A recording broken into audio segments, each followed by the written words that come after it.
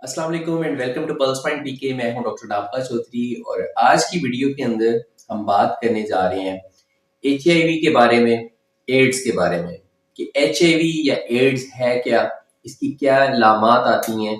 इसके अलावा किस तरह ये ट्रांसफर होता है, क्या ये एक शख्स से दूसरे शख्स के अंदर ट्रांसफर हो सकता है और इसके बारे ट्रांसफर के बारे में जो डिफरेंट टाइप के लोगों के अंदर मिथ्स हैं उन पे बात करेंगे। और आज ये वीडियो बनाना क्यों ज्यादा इंपॉर्टेंट है, क्योंकि पाकिस्तान के अंदर और स्पेशली अगर हम बात करें तो पंजाब के अंदर ये बीमारी बहुत ज्यादा फैल गई हुई है, जिसके स्टैट्स जो हैं, इसकी जो शरह है वो बहुत ज्यादा प्रीवियस ईयर से ज्यादा बहुत ज्यादा बढ़ गई है। सो इसके बारे में बात करना बहुत ज्यादा इंपॉर्टेंट है। इस वीडियो को एंड तक जरूर देखिएगा और अगर आप लोगों को ये वीडियो अच्छी लगे तो वीडियो को अवेयरनेस के लिए दूसरे लोगों तक जरूर शेयर करें ताकि हमारा ये जो अवेयरनेस मैसेज है ये ज्यादा से ज्यादा लोग सुन सकें। अब सबसे पहले अगर हम एचआईवी की बात करें कि एचआईवी क्या है, अगर इसकी फुल फॉर्म को हम पढ़ें तो वो होता है ह्यूमन इम्यूनो डेफिशिएंसी वायरस।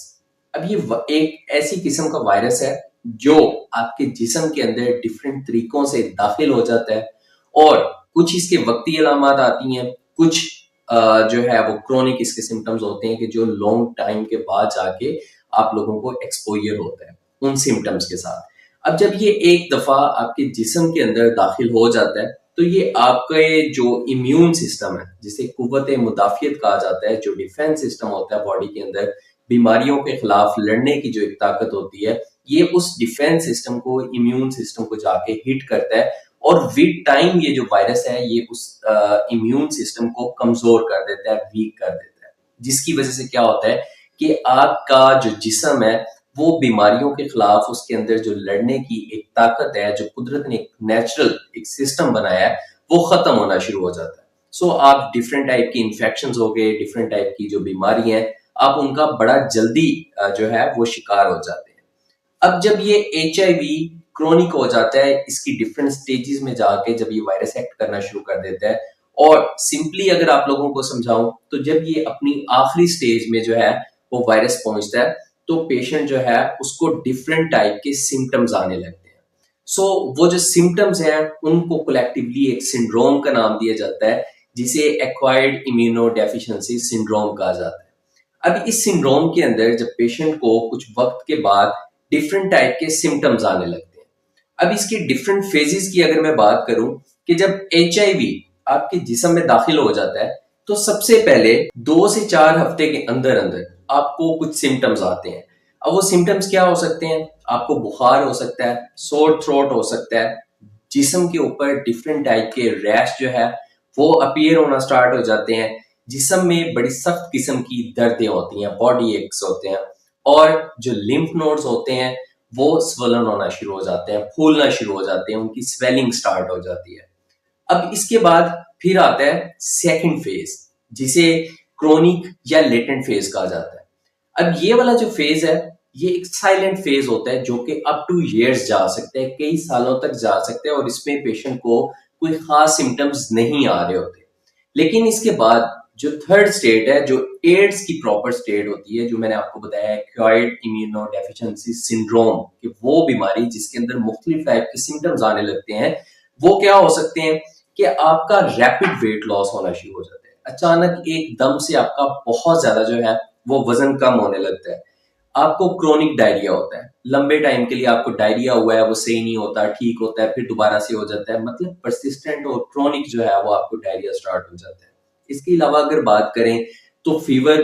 जो है वो बार बार होता है, परसिस्टेंट हो जाता है, कभी उतरता है, कभी ठीक हो जाता है, कभी साथ में बॉडी एक्स वगैरह चलते रहते हैं, जिसमें में दर्दें होती रहती हैं, रात को जो है वो ठंडे पसीने आ सकते हैं और इसके अलावा आपको डिफरेंट टाइप के जो इन्फेक्शन हैं वो बार बार होने लगते हैं। लाइक रिकरेंट इन्फेक्शन की जो हिस्ट्री है वो बहुत ज्यादा स्ट्रॉन्ग होती है एड्स के पेशेंट के अंदर। सो ये डिफरेंट टाइप के सिम्टम्स हैं जो कि एड्स या एचआईवी के पेशेंट के अंदर हमें डिफरेंट उनका जो एक पीरियड होता है उनके अंदर देखने को मिलते हैं। अब नेक्स्ट जो इंपॉर्टेंट चीज है वो ये है कि इसका मोड ऑफ ट्रांसमिशन क्या है, आखिर ये वायरस हमारे जिस्म के अंदर किस तरह मुंतकिल होता है। तो इसके डिफरेंट मोड्स ऑफ ट्रांसमिशन है। अगर उनमें सबसे पहले बात करें तो उसमें आता है कि अनप्रोटेक्टेड सेक्स, जो कि वर्ल्ड वाइड एक इसका मेजर कॉज है और सेकंड कॉज की अगर हम बात करें तो कंटेमिनेटेड ब्लड ट्रांसफ्यूजन या सिरिंजेस का या नीडल्स का जो है वो उनका यूज अनस्टेलाइज्ड वे में जब वो उनको यूज किया जाता है कि लाइक कोई एक पर्सन है, सिंपली अगर मैं मिसाल समझाऊं तो आपने डिफरेंट जो पुल होते हैं, मेट्रो स्टेशन हो गए, गलियों की नुकरों पे हो गए, रात को कि 2 4 5 6 लोगों का ग्रुप देखा होगा जिन्होंने एक दूसरे के सर के अंदर अपना सर घुसाया होता है और वो बैठ के एक दूसरे को इंजेक्शन लगा नशा कर रहे थे, प्लानिंग हो रही थी और इस वक्त डिफेंस की पुलिस झपट पड़ी है। ग्रैंड ऑपरेशन उड़ जाए। सो ये भी एक बहुत बड़ा मेजर कॉज है कि अगर उनमें से किसी भी एक शख्स को HIV या एड्स होता है तो वो सिरिंजेस जो 5 4 6 लोग यूज कर रहे होते हैं वो सबके अंदर ट्रांसफर हो जाता है और ये बहुत इंपॉर्टेंट इसका सोर्स है। इसके अलावा अगर बात करें तो अगर कोई मदर है जो कि HIV पॉजिटिव या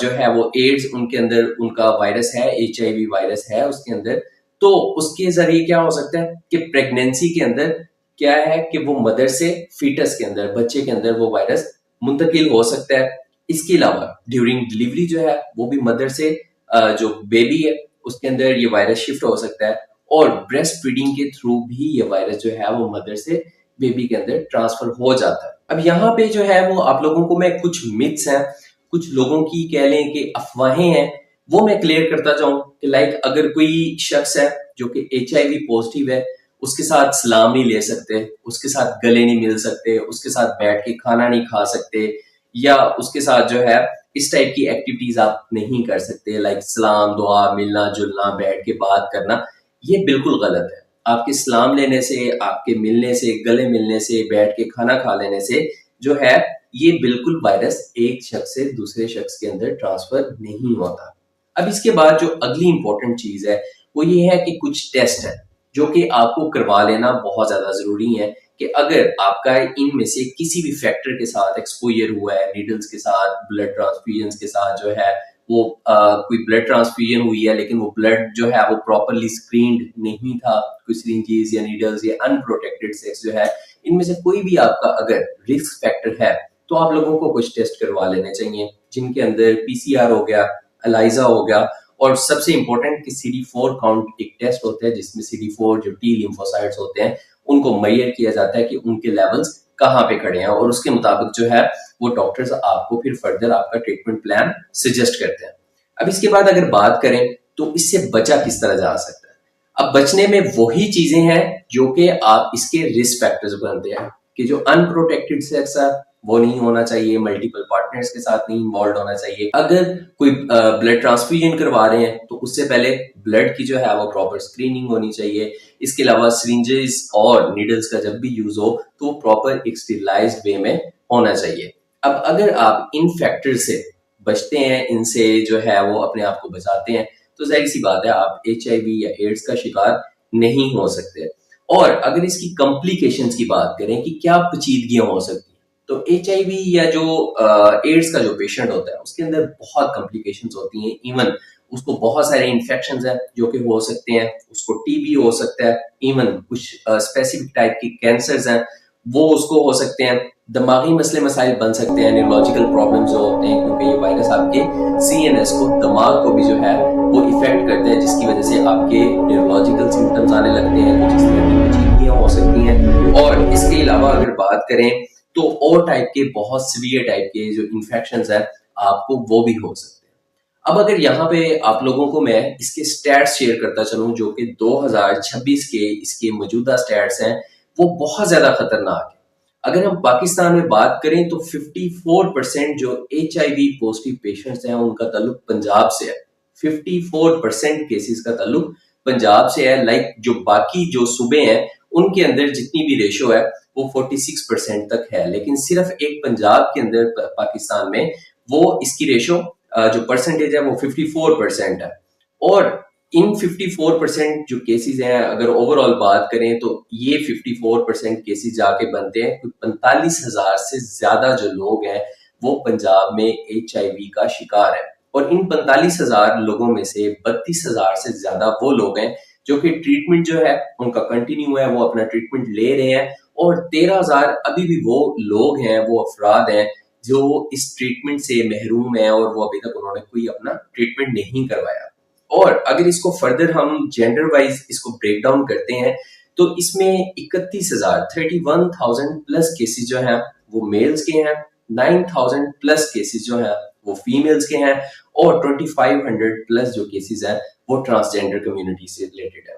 अब बच्चों के अंदर यहाँ पे एक चीज नोट करना बहुत ज्यादा इंपॉर्टेंट है कि इवन बच्चों के अंदर इसके जो केसेस हैं वो प्रीवियस ईयर्स की बजाय बहुत ज्यादा बढ़ गए हुए हैं। अगर उनकी बात करें तो 1900 प्लस केसेस अभी तक पंजाब में रिपोर्ट हुए हैं जो कि HIV पॉजिटिव है। और इन अगर बच्चों की एज की बात करूं तो ये सारे जो बच्चे हैं इनकी एज लेस देन 14 इयर्स है, 14 साल से कम उम्र के ये बच्चे हैं जिनके अंदर ये केसेस रिपोर्ट हुए हैं। और इनके अंदर अगर फर्दर ब्रेकडाउन करके आपको बताऊं तो 1000 प्लस जो है वो मेल है और 900 प्लस जो है वो फीमेल बच्चियां हैं जिनके अंदर HIV पॉजिटिव है। अब यहाँ पे एक इम्पोर्टेंट चीज और सिटी वाइज आप लोगों के साथ जो है वो कुछ स्टैट्स शेयर करना बहुत ज्यादा इम्पोर्टेंट है कि पंजाब के अंदर सबसे ज्यादा जो केसेस रिपोर्ट हुए हैं अभी तक वो लाहौर सिटी के हैं। कि लाहौर के अंदर सबसे ज्यादा केसेस रिपोर्ट हुए हैं, तकरीबन 10,400 प्लस केसेस हैं जो कि लाहौर से बिलोंग करते हैं, जो कि HIV पॉजिटिव है। इसके अलावा फैसलाबाद से 5,000 प्लस केसेस हैं, मुल्तान से 3,000 प्लस केसेस हैं, गुजरात और ननकाना साहिब से रिलेटेड जो है वो 2,000 प्लस केसेस हैं इन ईच सिटी। तो this is the whole breakdown कि कितना जेंडर इफेक्टेड है, कौन से जेंडर कितना इफेक्टेड है, कौन से सिटीज में क्या स्टैट्स है। सो HIV जो है इससे आप लोगों को बचना चाहिए क्योंकि ये बहुत जो है इस तरह की बीमारी है जो आपको कहीं का नहीं छोड़ती आप लोगों के साथ, बल्कि एक सोशल जो है वो इसका एक इतना होता है कि अगर आपका ये चीज पता चल जाए कि ये शख्स जो है वो HIV या एड्स का पॉजिटिव पेशेंट है तो आपसे शायद कोई मिलना जुलना पसंद ना करे। सो अपने आप को, अपने घर वालों को, अपने दोस्तों को इस बीमारी से बचाएं। और अगर आप लोगों को ये वीडियो अच्छी लगे तो वीडियो को जरूर लाइक करें, दूसरे लोगों तक शेयर करें और हमारा ये अवेयरनेस मैसेज जितना ज्यादा दूर जाए, जितने ज्यादा लोग सुन सकें उतना ज्यादा बेहतर है। This is doctor Nabgha Chaudhry signing off from Pulse Point PK। अस्सलाम वालेकुम।